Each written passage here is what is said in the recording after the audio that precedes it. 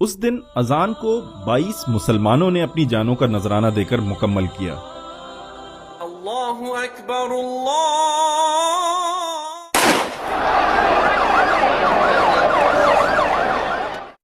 کشمیر میں ظالم ڈوگرا راج تھا۔ انگریزوں نے ایک سازش کے تحت 75 لاکھ سکہ نانک شاہی کے عوض کشمیر کے مسلمانوں کو ان کی سرزمین سمیت گلاب سنگھ کے ہاتھوں بیچ دیا تھا۔ اس ظالمانہ دور کی انتہا اس وقت ہوئی جب 1931 میں توہین قرآن اور خطبہ عید کی بندش جیسے سنگین واقعات رونما ہوئے۔ پوری ریاست میں ان واقعات کے خلاف مسلمان گھروں سے نکل آئے۔ سری نگر میں احتجاجی مظاہرے کے دوران شمع رسالت کا ایک پروانہ عبد القدیر کھڑا ہوا اور تاریخی جملے کہے کہ اب اینٹ کا جواب پتھر سے دینے کا وقت آ گیا ہے، جس کے بعد اسے بغاوت کے الزام میں گرفتار کر لیا گیا۔ 13 جولائی کو بزدل ڈوگرا انتظامیہ نے سری نگر سینٹرل جیل میں مقدمہ چلایا۔ اس موقع پر کشمیری اپنے بہادر جوان سے اظہار یکجہتی اور محبت کے لیے جیل کے باہر جمع ہو گئے۔ ہزاروں کا مجمع تھا، بلند نعرے تھے اور سلگتے غصے کے جذبات۔ اسی دوران نماز کا وقت ہو گیا اور پھر روح بلالی سے سرشار ایک کشمیری نے آگے بڑھ کر اذان دینا شروع کی، جس پر طاقت کے نشے میں چور افواج نے فائرنگ کر کے اسے شہید کر دیا۔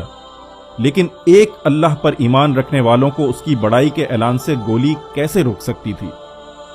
ایک کے بعد ایک کشمیری اپنی جان قربان کرتا رہا اور اذان دیتا رہا۔ پھر آسمان نے تاریخ انسانی کا یہ منفرد منظر بھی دیکھا کہ ایک اذان کو 22 مسلمانوں نے اپنی شہادت سے مکمل کیا۔ اے مسلمانوں، کیا تم نے کبھی ایسی اذان سنی جس کے مؤذن 22 شہید تھے؟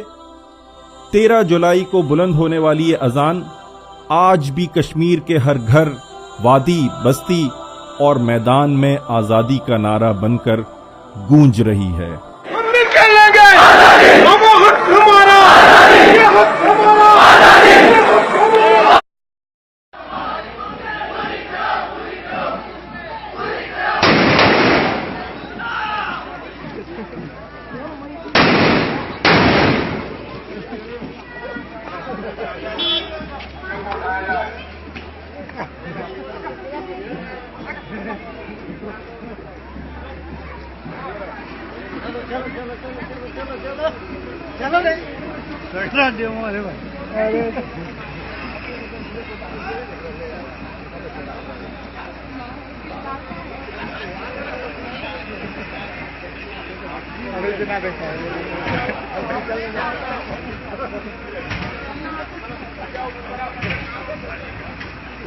ایک بات میں درشکوں کو بتا دوں، یہ کیول ایک ڈیمو تھا جس میں چھوٹی پولیس نے اپنی سکریتا دکھائی کہ کسی بھی وشم پرستھتی سے نپٹنے کے لیے ہماری پولیس ہمیشہ تتپر اور تیار ہے۔ 3 سال کے دوران 70,000 سے زائد کشمیری شہید کیے گئے۔ عالمی تنظیم جینوسائیڈ واچ کا گہری تشویش کا اظہار۔ اقوام متحدہ اور عالمی اداروں سے کشمیریوں کی نسل کشی روکنے کے لیے عالمی اقدامات اٹھانے کا مطالبہ۔ امریکہ کی غیر سرکاری تنظیم کا نسل کشی خدشات پر الرٹ جاری۔ بھارت سے مذاکرات کے لیے تمام کوششیں کی، اب بات چیت کا کوئی فائدہ نہیں۔ 80 لاکھ کشمیریوں کی جانیں خطرے میں۔ دونوں ایٹمی ممالک کے درمیان تناؤ بڑھ رہا ہے۔ وزیر اعظم کا امریکی اخبار کو انٹرویو، کہا نئی دلی حکومت نازی جرمنی جیسی ہے۔ خدشہ ہے مقبوضہ کشمیر میں نسل کشی ہونے جا رہی ہے۔ اقوام متحدہ کے عام مبصرین کو کشمیر بھجوانے کا مطالبہ۔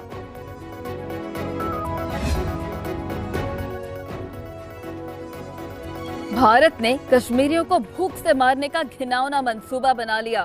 مقبوضہ کشمیر میں بھارتی مظالم کی انتہا۔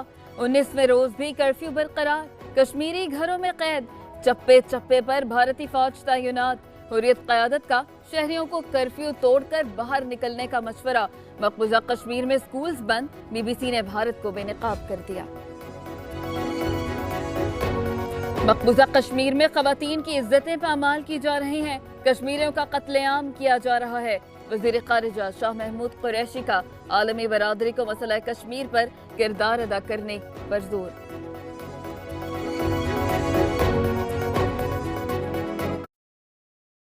مقبوضہ کشمیر کی مظلوم بیٹیوں کو بھارتی فوجیوں نے اغوا کرنا شروع کر دیا۔ مقبوضہ کشمیر میں بھارت کے انتہا پسند فوج نے بوسینہ میں کیے جانے والے مظالم کی شرمناک یادیں تازہ کر دیں۔ بوسینہ میں بھی جنگی جرائم کیے گئے اور وہاں مسلمان کماری اور شادی شدہ خواتین کا بے دریغ جنسی استحصال کرنے کے بعد ان کو قتل کر دیا گیا، جبکہ ہزاروں بوسینائی لڑکیاں اپنی عزتیں بچانے کے لیے دوسرے ملکوں میں ہجرت کر گئیں۔ بوسینہ کے بعد اسرائیلی فوجیوں نے بھی مسلمان فلسطینی لڑکیوں کو جنسی غلام بنانے کا اوچھا طریقہ اپنا رکھا ہے۔ آج کی مہذب دنیا میں بھارت نے بھی بوسینہ اور اسرائیل کی طرح آزاد کشمیر میں مسلمان لڑکیوں کو جنسی طور پر ہراساں کرنے اور ان کا استحصال کرنے کا مذموم منصوبہ بنا لیا ہے۔ شرمناک بات تو یہ ہے کہ بڑی جمہوری طاقت ہونے کے دعوے دار بھارت کے انتہا پسند ہندوؤں نے اپنے کارکنوں کو اس ایجنڈے پر کام کرنے کی کھلی چھٹی دے رکھی ہے۔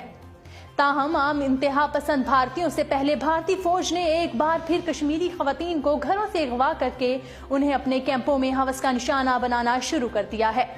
ناظرین، مقبوضہ کشمیر کی خصوصی حیثیت ختم کرنے کے بعد بھارت کے ہندوؤں نے کشمیری لڑکیوں کو جنسی طور پر استعمال کر کے مکروہ خواب سجانا شروع کر دیے ہیں۔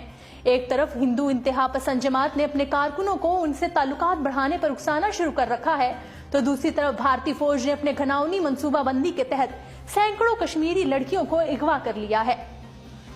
اس حوالے سے قومی اخبار میں شائع رپورٹ میں انکشاف کیا گیا ہے کہ کشمیر کی نوجوان لڑکیوں کو اغوا کرنے کے ساتھ ساتھ بھارتی فوج نے حراست میں لیے گئے 4100 کشمیری نوجوانوں کو مقبوضہ کشمیر کی مختلف جیلوں سے نکال کر فوجی جہازوں کے ذریعے بھارت کے مختلف اضلاع کی جیلوں میں منتقل کر دیا ہے، جہاں ان پر بدترین تشدد کیا جا رہا ہے، جبکہ بھارتی جیلوں میں تشدد سے 182 کشمیری جوان زندگی کی بازی ہار چکے ہیں۔ باوثوق ذرائع نے بتایا ہے کہ بھارتی فوج کی جانب سے 300 سے زائد نوجوان کشمیری لڑکیوں کو گھروں سے اغوا کر کے بھارتی فوج اپنے کیمپوں میں لے گئے۔ یہ آپریشن بھارت کی نیشنل سیکیورٹی کے ایڈوائزر اجیت ڈوال کی نگرانی میں کیا گیا۔ اس خوفناک سازش کو بے نقاب کرنے کے لیے میڈیا پر خبر پہنچانے والے 3 صحافیوں عبدالماجد، عادل بشیر اور آزاد احمد کو بھی شہید کر دیا گیا۔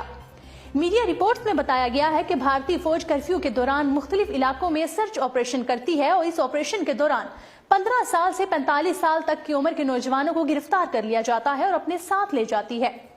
گرفتار نوجوانوں کو مقبوضہ کشمیر کی مختلف جیلوں میں رکھنے کے بعد ان میں سے کچھ نوجوانوں کو خصوصی طور پر چن کر بھارتی جیلوں میں بھیجا جا رہا ہے، جبکہ بھارتی فوج کے اہلکار دوبارہ انہی گھروں میں چھاپے مار کر نوجوان لڑکیوں کو اغوا کرتے ہیں اور فوجی بیرکوں میں لے جاتے ہیں۔